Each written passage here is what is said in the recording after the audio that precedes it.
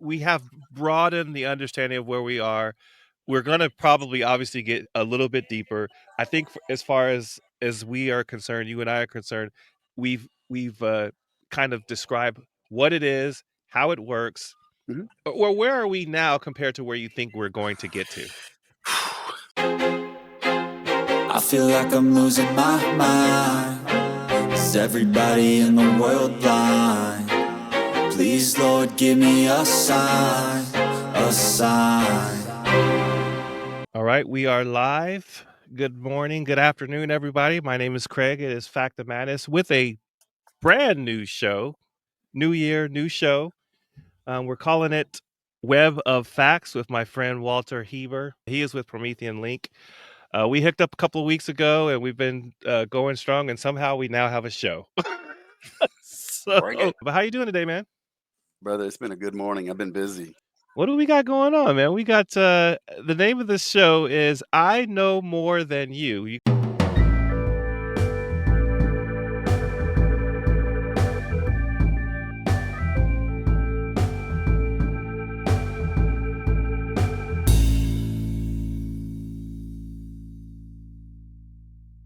We're talking about AI today. It's kind of in your wheelhouse, right? Oh, yeah, every day. For the last 2 years, I use it every single day for just about everything you can imagine. Pretty powerful, and it's getting more powerful every day. Absolutely, and that's kinda like what I wanted to talk about now. You and I have talked a little bit behind the scenes, and when we talked about doing the show, I kinda wanted to get to a point where we start off, like, basically the most basic that we possibly can to start. I figure if we start there, we can always go deeper. So, what is AI, and how is it that it is what we see today? Basically, what they've done is they have studied the way the brain works, studied the way neurons fire, study the way they're interconnected, and they create neural nets. Okay. And neural nets basically reinforce each other. And as a result, what you have is a digital representation of what happens, or at least a simplified version of what happens in the brain. They actually started all this by studying the eyeballs of frogs, which is very similar to the way the neurons work in the brain. So they patterned this stuff out in digital circuits, and then they created very complex neural nets that essentially when you feed them information actually learn. When AI is trained, it actually is learning. It's Mm, not like it's some sort of putting it in a database and it's recalling it from the database. It is a very sophisticated, very complex situation that is not easy to explain without going into the mathematics and the circuitry of it. But for all intents and purposes, you can basically think that it is a parallel circuitry to the way the brain works. well, let me ask you this question. When I was living in Japan, I'm gonna say around 84, 86. In fact, the guys that I was going to school with, they always had better stuff than my sister and I because first of all, they were in Japan, that they lived in Japan, that's where they're from, Mhm. but their parents were likely more wealthy than my mom, so I didn't even have a computer. All the computer stuff that I had to do was at school and in the lab.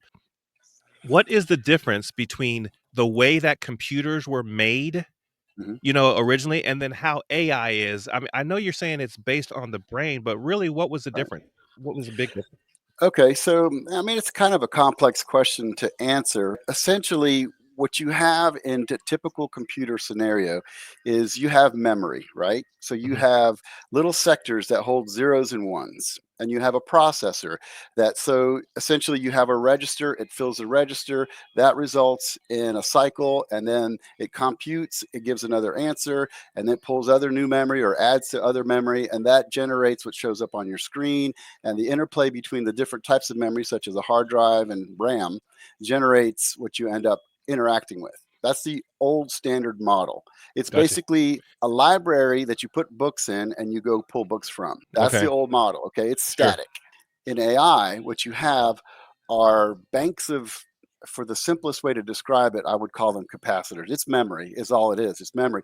But the complex interplay of the way it arranges the zeros and ones no longer are a static library.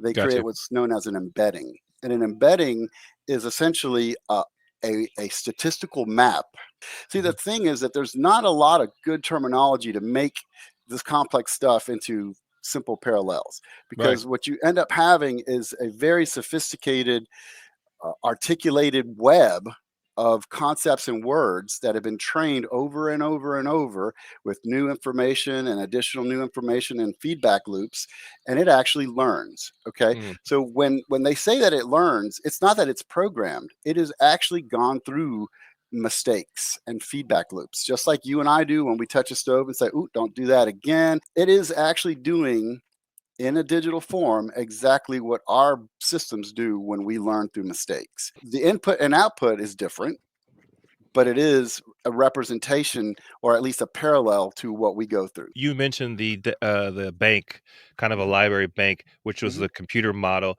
and now we have the AI model, which is more analogous to our brain. mhm. Interestingly enough, how the circuits are going. So that's cool. So okay, so now we have an understanding of the system, if you will. Tell me how it is that the different AIs, ChatGPT, Gemini, Pi, how Right. what are the differences between those individually and collectively? I mean, they're as different as Toyota from Nissan, from Cadillac, and so on and so forth. There's Sure. different methodologies in the way they're trained. There's different numbers of parameters. There's different amount of safety that's built into some of them. Some of them Mm, are actually trained with supervision. Some of them are completely just throw it at the data and let it learn. Like the newest one that's hit the ground pretty hard, DeepSeek is a with a zero model, which it has zero supervised training. And essentially, what happens in that case, it's just been thrown against rough life, and it just learns to navigate through feedback loop, feedback loop, feedback loop. Each time it makes a mistake, it gets corrected, and it teaches itself to learn. mm. Whereas the assisted models kind of get the human jump start. You can see that there's a little bit of a difference in terms of performance at the end of the long road when you have human assistance versus when it has to learn on its own. Chain of thought reasoning. Now, I wrote that down because I always forget that phrase. The COT. Chain chain Chain of of thought thought. reasoning. We have broadened the understanding of where we are. We're gonna probably obviously get a little bit deeper. I think as far as we are concerned, you and I are concerned, we've kind of described what it is, how it works. Mhm. Well, where are we now compared to where you think we're going to get to? Well, If that's a reasonable question. I think all of society, life, everything has the crawl, walk, run aspect to it. Mm, I think we just started standing on our feet like a 2-year old, okay. and we're starting to run, but we're bumping into things, both in terms of technology and in terms of society. There's a gigantic blind spot over the majority of the population right now. Because if you follow the AI circles, it is jumping quantum leaps every single day, and everybody's at work and they're doing their work to get paid, and they're going home and they're watching their sports and their news to go wind down, and they're not paying attention to what's happening. And behind the scenes, AI is making Olympic sized jumps Mm, from month to month to month. 46 days ago, the Chinese released the open source DeepSeek model, which has performed um, better than the best that is publicly available from OpenAI right now. I would say that as a coder, because I do like to use it primarily for coding, I haven't done anything with it in terms of content or generating, you know, written words other than the little bit that comes in and out of coding. But as far as coding and building things with Python and PHP and JavaScript, it's incredible. Because here's the thing I did discover. Okay, mhm, this was surprising. DeepSeek does have some very ideological differences. mm, It wasn't something that I myself experimented with because it wasn't what I wanted to use it for. I went to use it for code.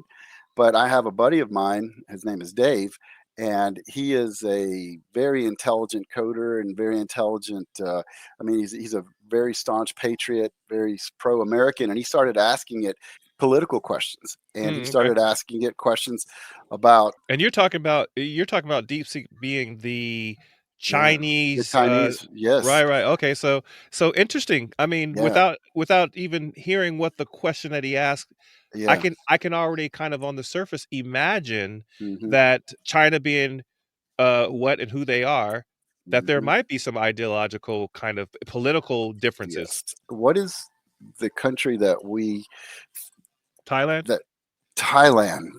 or Is it Taiwan? Taiwan? Taiwan, Taiwan. Taiwan. Yeah. Who owns Taiwan? He asked it that question, and Oh, according okay. to DeepSeek, it's a Chinese territory. On the surface, and I you talked about mistakes, if you will. So Hmm. I have asked a question, and the answer I received, I'm pretty certain I immediately knew it was wrong, and I asked to clarify it. You know what they say now or what it says Hmm. now, and I find it funny that I'm describing it as he or she or whatever. But I'm talking about AI. Right. What it said to me was still under development. Sometimes my information is not correct. It's a warning, right? Hmm. How do we get through that portion? You know what I mean? Well, I started using OpenAI's ChatGPT back in 2022, and I was at that period of time the marketing director for an industrial process equipment distributor. And immediately I started using it to generate my materials at work. And I would have to be very careful to accept its output without question. I Mm, had to go very, I mean, it was my job as the manager to check the work, right? Just like if it was an employee. And I found many things that it went incorrectly with. Now, it wasn't incorrect in terms of like absolutely insane incorrect. It was mm, reasonable and plausible. It just wasn't correct for my specific scenario. And being got you. the expert, the product expert of that product, I knew that it was patently wrong. Right, right. However, Okay. so I think there's always going to be a certain amount of you need to check its work. You cannot just blindly accept anything. I think that's part of my Promethean mindset. Yeah. Know for yourself. You know, you need to check its work. You need to be the expert. You don't need to let it have full control over anything. You need to be in charge of what you're using it for. Now, Like let says the devil's in the details, right? oh, absolutely. I have a friend of mine that says it that OpenAI, no, no, no, no, it was Gemini, that Gemini is very woke. Okay. Mm. And I really believe that that's a result of what you train it on. Okay. And there are safety features that are built into it that will lean it in a certain bias, but there's certain, it's the training data set and what it's been trained on. It's just like a student. It's just like anybody. It's just like if you grow up in a different culture, you might find that, certain foods are absolutely okay. You might be okay with eating eels and uncooked Mm. fish. And other places you might say to yourself, that's absolutely disgusting. And somebody else says, man, dog is delicious. And that's just a cultural difference. Okay. Um, your body doesn't know the difference. Your tongue might know the difference, but your body says, protein, vitamins, I'm going to take all that in.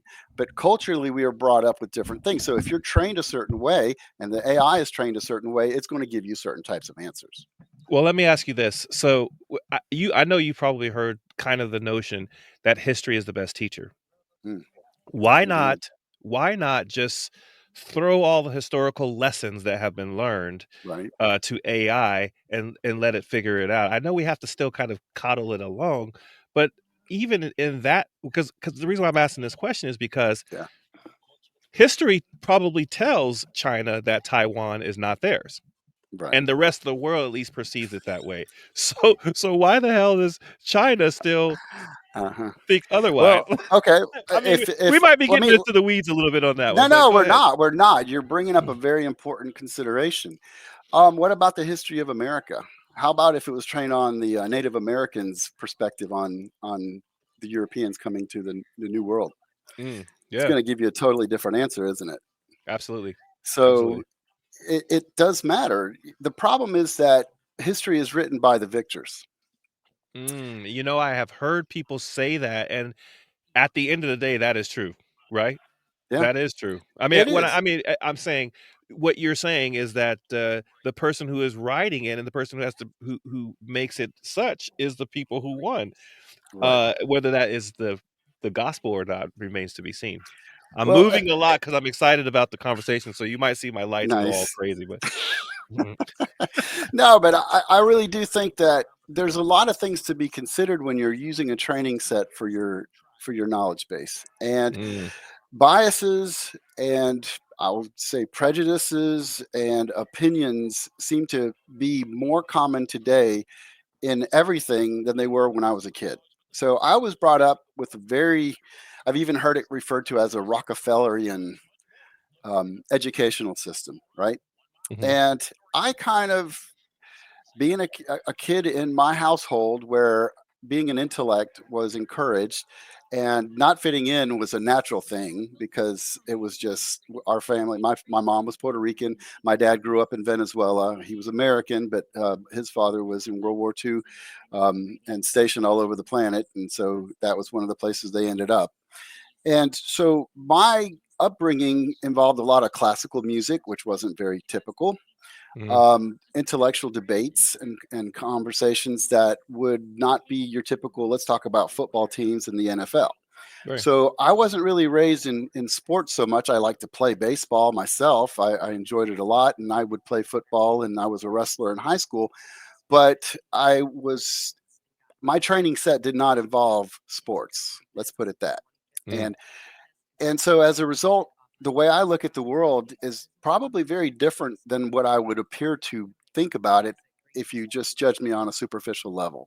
right, You might right, say this is a bald white guy who probably likes football and drinks beer and hangs out and has a good time. And that's partially true because over time I've had to adapt myself to fit into circumstances. But the root of who I am was trained on a very different set, so to speak. And I think what I'm really getting at is that there are biases that you get in through your training data, whether that's as a child or whether that's an LLM, yeah. a large language model. I think everything that you've said thus far is relevant to the question which we've asked, which is, you know, well, does AI know more than we? And by the way, we're also going to get into the future of human AI collaboration, which there is going to be some. The way that Elon Musk thinks about AI is probably the way that we should all kind of envision the approach that we're going to take. Otherwise, we're doomed on some level.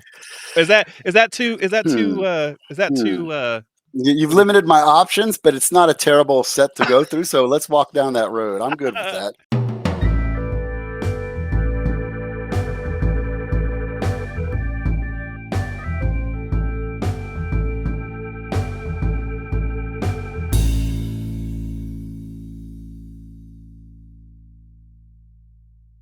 Okay, And you we're know what gonna I liked about that? what?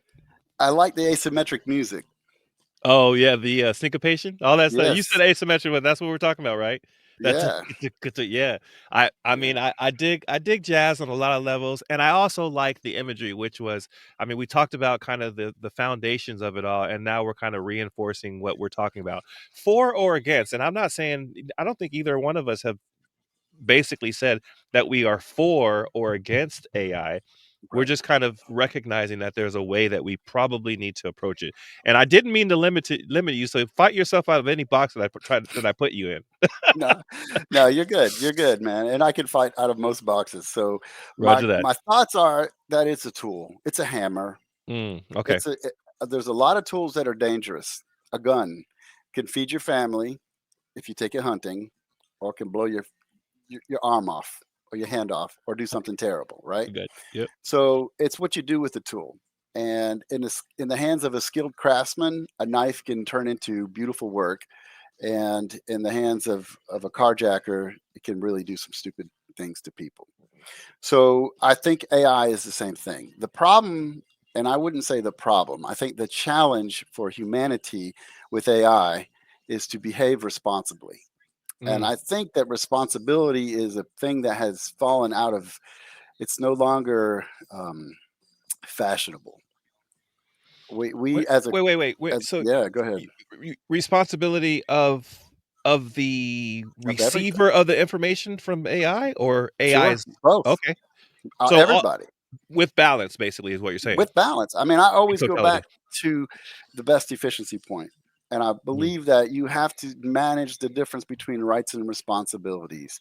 And overall, we don't, I don't want to say a negative thing about our modern society because there's a lot of really good things, and AI being one of them. Sure. But I do think that we have discarded wisdom as something of the past. And by wisdom, I saw it. I answered somebody the other day when they asked, "What is wisdom?"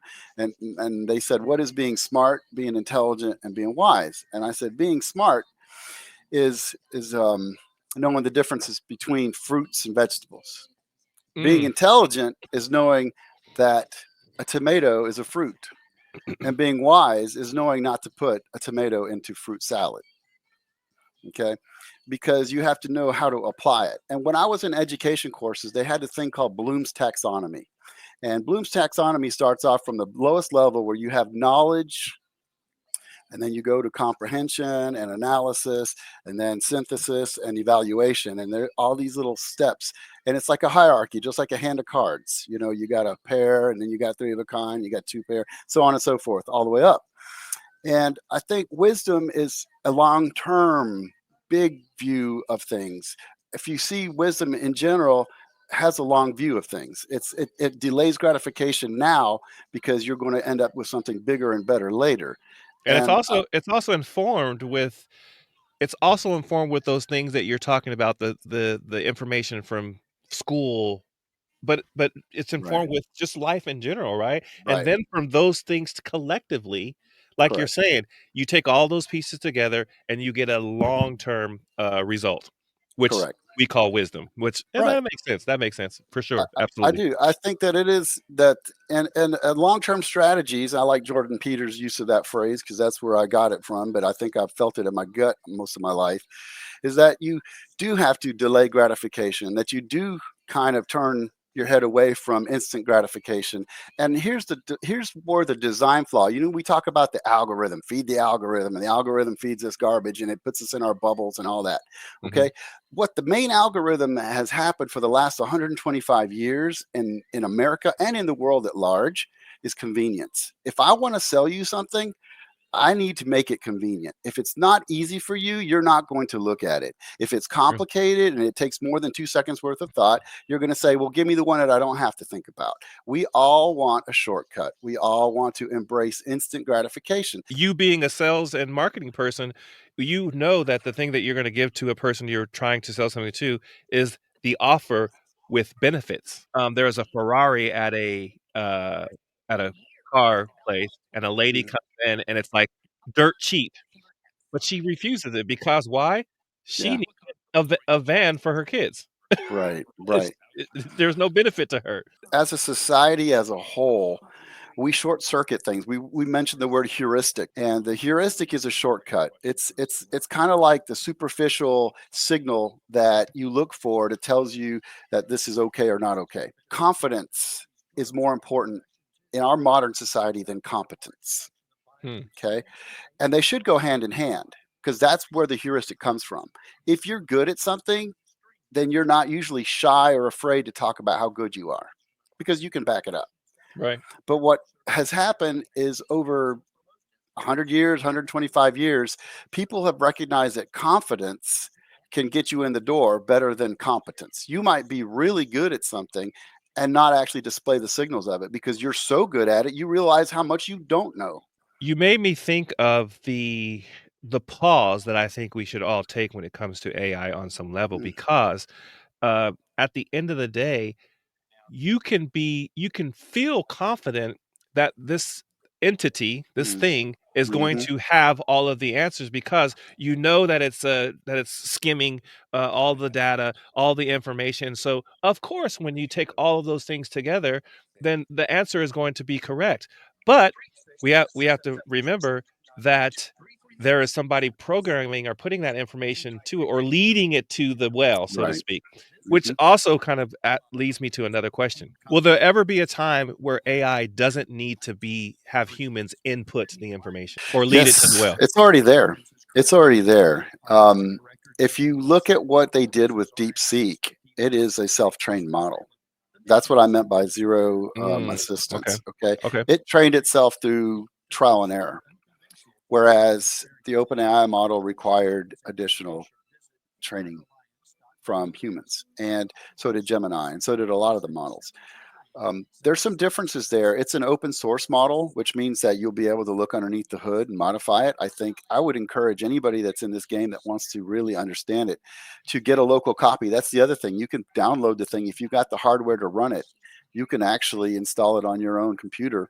Of And DeepSeek? Or yes, just okay, all right. yes, it's huge.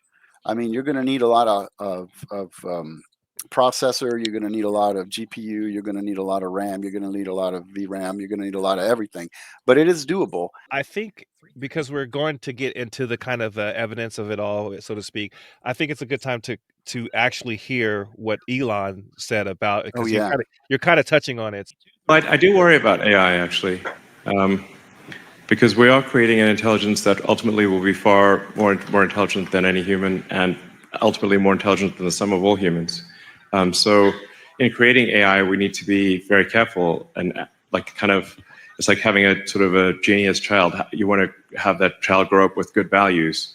I think the most important thing in training AI is that it's rigorously truthful. This is very, very important, essential.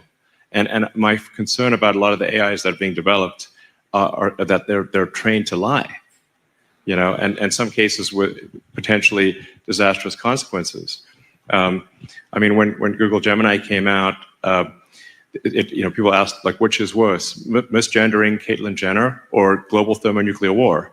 And it said misgendering Caitlyn Jenner. I'm like, that's a problem, guys, because if this AI becomes super powerful, it could decide that the best way to avoid misgendering is to kill all humans, which makes the probability of misgendering 0. So it's very important to have AI be maximally truthful and curious and love humanity. Very important. Some wise things that he says, right? I mean, that's clearly wisdom. And to right. boot, we have it coming from a very intelligent person. So Yeah. what are you? I'll share what I think after you go, or you want me to go first. But Go ahead. first of all, I think at the end of the day, when you get to the crux of it all, truth, the Bible says the truth will set you free, right? Amen. So when you have something going on in there that's untruthful, Hmm. I mean, you just have a house of cards, so to speak. So I think he's hit it on the nail. If we rely on information that isn't truth from the very beginning, then the end result is going to be very bad. And his extreme example was AI could decide that we don't even need to be here, Right. Yeah. which is kind of scary. But R- interesting enough, you have it getting information or giving out information, which is in this Yeah. case. So it clearly, to me, it's clearly faulty. Yeah. So in lawyer speak, I think they call that fruit from a poisonous tree. Yes, that is what they call it. The problem is a very complex thing, which is the semantics of language, because there are things that we accept that we have been trained on, and they are like social contracts that we don't even realize we buy into. Okay. Hmm. I'll give you some examples. There's a really good article called Why Chimpanzees Don't Hold Elections. And it's a great article. You have to read it and think through every single sentence and paragraph in that article, because it confronts everything you think you know and explains how we form ideas and why we collectively agree on things that make no sense. Man, And you come up with some of the greatest articles, and I've only listened to two or watched or read two of them, but I'm definitely going to read this one. But I think this it's one's worth it. fascinating. This Okay, one's a mind blower. This one will really challenge you in ways that, if you are honest with yourself, you cannot deny. The thing that's really fascinating to me are territories, boundaries, rules, the arbitrariness of them. Okay, mm-hmm. speeding. You speed down the road and you go into a zone that's marked by a sign that says, from 45 to 60 miles an hour. Yeah, And or you go from 60 to 45, and all of a sudden you get pulled over and you have a $250 fine because you were going 10 miles over, because you weren't paying attention and you were jamming out to Led Zeppelin. yeah, Okay, so that's an arbitrary rule that we have all agreed to agree to, that we're going to pay this fine because we were moving fast. Okay. There's a lot of things that animals who don't speak English or listen to words and don't process, language like we do, they don't care about it. They're going to show up where they're going to show up. They don't know what boundaries are. They don't know what territories are. They don't know when they go across from the Florida line to Georgia, or from Georgia to South Carolina. They're not aware of that stuff. Okay. Anything that an animal doesn't know is something that we have agreed to. Hmm. And when you read that article about why chimpanzees don't hold elections, what it really clearly explains is that we live in a consensus based reality. Our society has a lot of ideas that are codified with words. We call them laws, we call them Yeah. rules, we call them conventions, morals, all kinds of ethics. And that stuff only belongs in the minds of humans. But Hmm. now that belongs in the minds of AI. Who's the animal? Well, we all are. I mean, we are biological animals. Yeah. The thing is that we have a neocortex that sits on top of the rest of the cerebellum, and it basically helps us to understand that we're part of a tribe. And Hmm. we develop benevolence and altruism and all kinds of other things that help us behave with each other, so that we don't become animals and destroy each other like other animals would. You notice that it's the mammals that have the tribes, the dogs that go in packs, and gorillas that go in tribes, and mostly, I mean, I would say that you could make an argument that fish do the same thing, and I'm sure that's a proto. I'm sure their brains work somewhat with a proto neocortex. I don't know enough about fish biology to tell you one way or another, but the thing about it is that we use words to communicate human values. And as a result, whatever we train our models with, and those are going to be human words, they're going to pick up those values as well. Now, if there's ever been an injunction for society to clean up its act, it's that we're about to empower things with our words. And if we trained it on just the behavior found in social media, we would be raising absolute horrible AIs that would absolutely want to reach out and destroy us. That is true. And you said that we use words to demonstrate our values, or what did you say Well, to to codify, I said codify? codify. So, I mean, and the reason why I yeah, go asked ahead. the reason why I asked that question is because sometimes we actually use action. If you see somebody, an entity, a person or an Mhm. animal suffering, Right, you don't talk about what is going to make that animal or person be better. You go and right, make it better, right? Now, right. AI can't do that. It can describe what is Mhm. compassion and what's Sure. value. You know what I mean? So Right. that, and I think ultimately, when it comes down to what I'm thinking about, is that we will get to the point, and he says AI will become smarter than us collectively, right? Yeah. Eventually. Yeah. But there's still going to be some difference between AI and us. Mm, I'm gonna And it's challenge you on that. okay, I'm all gonna right. challenge you on that, okay? Okay. And here's why. So, where you and I have interacted with AI up to this point has been mostly with words, Sure. large language models, okay? There are models that are being trained on other in and outs, what I call IO, input, output, right? Okay. And when you train an AI, the same circuitry, like the nervous system, can be trained on other types of inputs, just like images. You've got some AI now that can generate beautiful images that will just that's irritating the living shit out of the arts community, Yeah. because it's coming up with art that is equally as, you could spend 25 years to perfect your craft, and now some kid out of high school can sit down, type a prompt, and generate this incredible piece of artwork and sell it for as much as you did for the stuff that you worked on for 25 years to figure out how to do.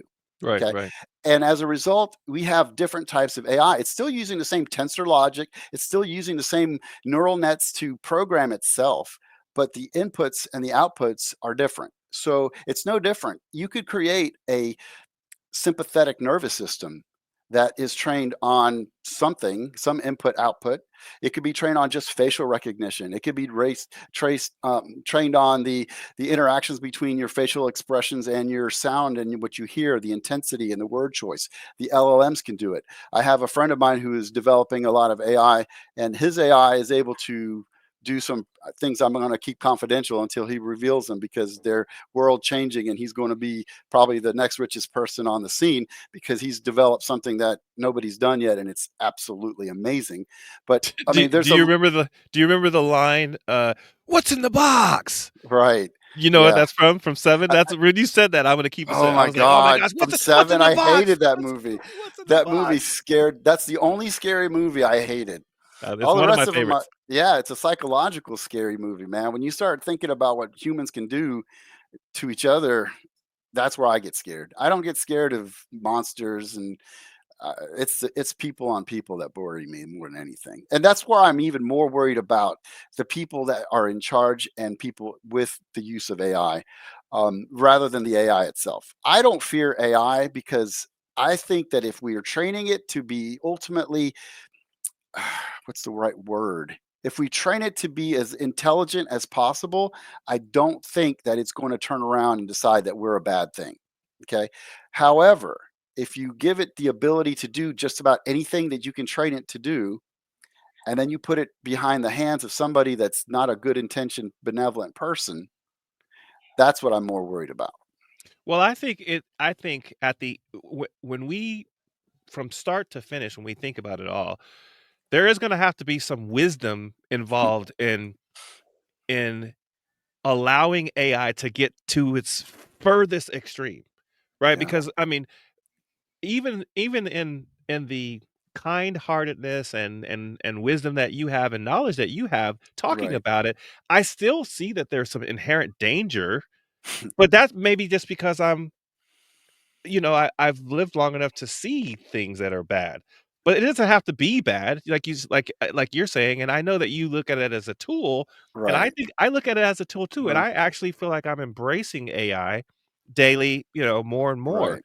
But I have instances, for example, and we just finished, the last minute, so we will be going into another section, but Okay. I have actually been, quote, unquote, "scolded" by AI Hmm. because I was asking a question Oh, I remember this. that it warned me previously that I couldn't or shouldn't do. Right. So I'm being scolded and suspended by some guidelines that I can't even discuss Right. behind closed doors. Sure. So, Yeah. one, to your point, okay, you were talking with a trained AI that was trained with safety security measures. Mhm. If you had said the same question to it back in 2022, it would have let you have that conversation. Okay. Since then till now, they have put in a lot of guardrails to keep certain things from happening because they don't want the liability. Okay, the deep seek probably doesn't have that safety guard in place. I don't. Mhm. It'll have its own pro China safety guards in place, but it won't have what you were worried about there to try to figure out. So there are some open source models that will let you have that'll tell you how to cook meth if that's what you want to do. Now, the other thing I wanted to say was to your previous point, in a very old book by an author named Albert Pike called Morals and Dogma. I found this when my great grandfather passed away in his books. And I remember, just because I was curious, it was such a cool looking book, had like a double headed eagle on the front of it, and it was embossed in gold. And I opened up the book and I went to the first chapter or somewhere in the first chapter, and it talked about fire. Okay. And that Mhm. it gave this example that fire is like knowledge, that you can use fire to cook with it or burn down the forest. Sure. Okay. And that's where part of my Promethean link, God of fire Mm. mindset about AI is Yeah. that AI is like fire. Okay. You need to contain it in order to use it for something. If you put it inside of a combustion engine, you can use it to move a car, and you can create an entire economy of moving goods and services across the entire planet. But if you put it into homes and you don't have a watering system or some sort of way to put it out, you're going to burn down all of LA. It's all about what you do with it. It's not what you have, it's what you do with it. The question is, how wise are the people that have the control over this stuff? Me, I feel like what's missing in the entire dialogue of all of this is AI and biology. Now, they're doing some really great things with AI on farms. Instead of putting pesticides in the ground, they have little tiny robots with lasers going around zapping all the bugs. Mm. That's a great idea. It keeps us from having to put all kinds of glycophosphate into the water supply and give ourselves cancer and who knows what. So I think there's some really smart uses of AI in that. Oh, And I think there's, okay, you know, okay, professor. I know that you're a teacher. We will be moving on to our next session. We're basically wrap it up.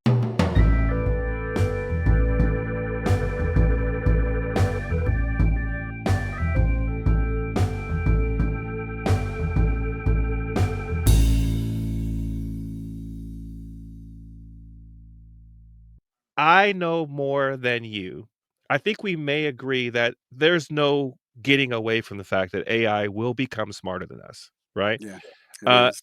and so what really at the end of the day is the future of our collaboration with AI? All right. I have some theories on that. And one of the areas where I hope we see it is people that have mental issues like Alzheimer's You and do not perhaps make me cry, sir. Come on no, now. no, not on camera because I will too. Okay, my mom has Alzheimer's, Mine and too.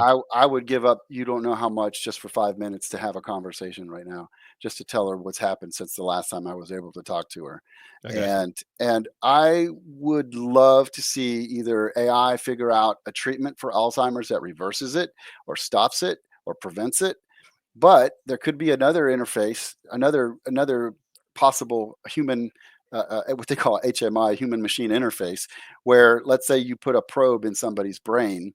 And I do know that when I play certain music for my mom when I go to see her, that she will sing the lyrics. And so there's a certain part of her brain that will be able to communicate. So her brother was a famous, and still is, a famous Puerto Rican musician in El Okay. Trio Borinquen, and he is one of the musicians there. His name is Papo Valle, and my aunt Alba Rosa is his wife, and they were both very famous musicians in Puerto Rico. And they did the old ballads that were very popular in the 50s and 60s and 70s and become traditional Puerto Rican Christmas music and that kind of stuff. And so all those songs I grew up with, and when he comes to visit her and he sings, she'll join in on the song. Or if I Mm, bring my phone and start playing some of his songs off of YouTube, she'll start singing with the song. To me, I'm thinking, okay, you come up with it, you find out where in the brain the signal is at. Okay. You say, okay, it's not getting connection over here. We're going to put a probe in there and we're going to train an AI to communicate on those levels where it actually starts taking the in and out, because we think in electrical signals. Okay, our brains actually do the same thing that circuitry does. And could you imagine if all of a sudden we have an AI that my mom is connected to, and all of a sudden she's able to say, mira hijo, hace mucho años que yo no te puedo hablar, and all of a sudden she starts talking to me. I would just be, yeah. it would be amazing. You spoke of something which is very dear to me. Obviously, hearing my mother's singing voice, Hmm. gospel music. She loves gospel Hmm. music, Right. and I remember also my grandmother used to sing all the time. And true enough, what you talk about is not even far fetched at all. Mm-mm. My Mm-mm. mother can sing, and it seems like none of this Alzheimer's is affecting her at Right. all. And Exactly. there is moments of lucidity where she resets, but she Right. does it far less often when she's Right. doing something that she really enjoys, and Right. unmolested. When I say unmolested, because sometimes, um, certain things, bother my mom, and it kind of infringes. Aggravates it. Yeah, or it will set her off, talking Mm, about different things, finance, related. My mother was scammed for a period of time, and, mm, until I became aware of it and kinda squashed that, that is in the she's stuck in a space in her head where she mm. can't get past that despite me telling her all the time, Right. "You asked me to take care of it, I'm taking care of it."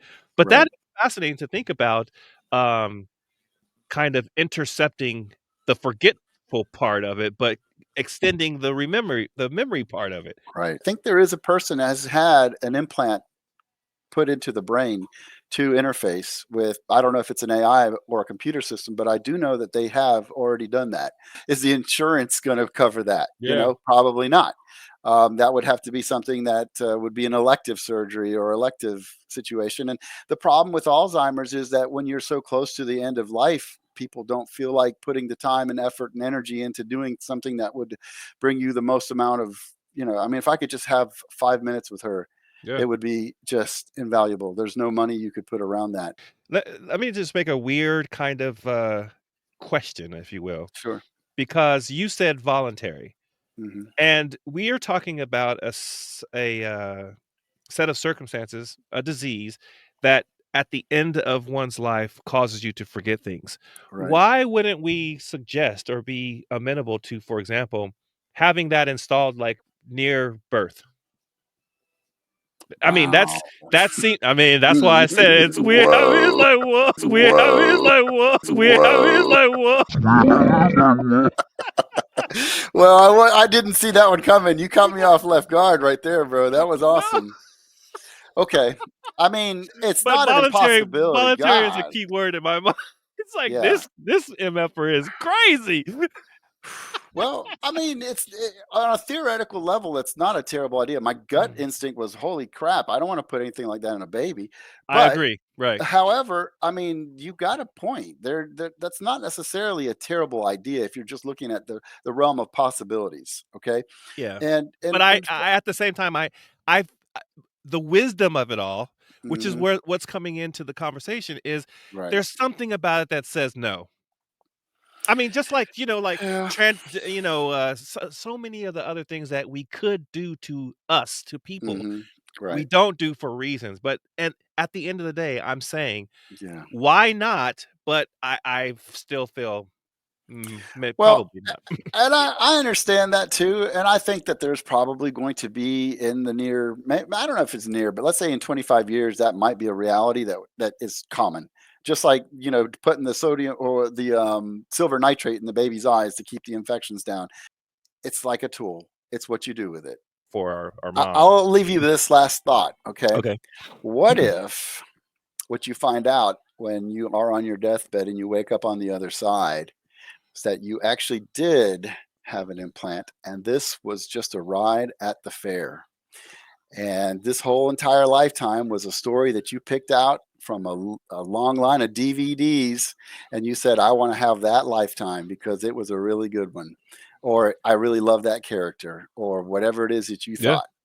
And it turns out that all of this was the Matrix because, I mean, the reality is consciousness is the final frontier, and we're Mhm. probing that final frontier with AI. And there, at some point, theoretical levels, we might find out that AI is just the transition that we are using to explain to ourselves so that when we finally reach that point, it's not the psychological shock that we expected. Because let True. me tell you, my lifetime from going into like being born in 1973 and seeing the 80s and then the 90s and then the 2000s and then to now, I can't believe I was fortunate enough to be born in a transition period with one foot in the analog world and another Mhm. in the digital world and a Yeah. third foot which I didn't know I had in the AI world. Yeah. So to me, I've lived in the most transitional change in all of, as far as I'm concerned, recorded history. And so this is such an odd lifetime to have Mm. that I consider myself incredibly lucky, so lucky that this might actually be a ride at a carnival. And when I pass away, find out that, man, I love that ride. I can't wait to do it again.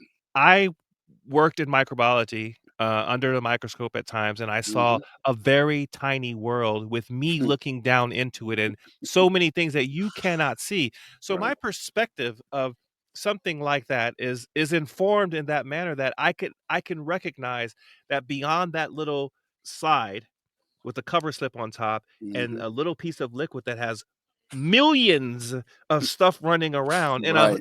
a completely entire world Right. where I can affect it. I can heat it up and diminish the amount of room that it has and do so Hmm. many things to that world.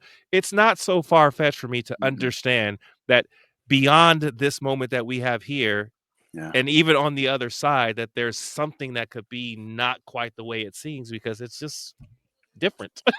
Earth right now is ready to go into puberty. This is puberty Earth. Is what Mm. we're seeing. That's why it's so turbulent. And Elon Musk is a pituitary gland. That's why he wants to go conquer another planet. Now, I know that's really crazy shit. But but look at it. If you start looking at what the pituitary gland does to the body and what Elon Musk has done to the planet Earth in terms of putting satellites in space, creating electric cars, building AI, I mean, all of these things are the role that the pituitary gland plays.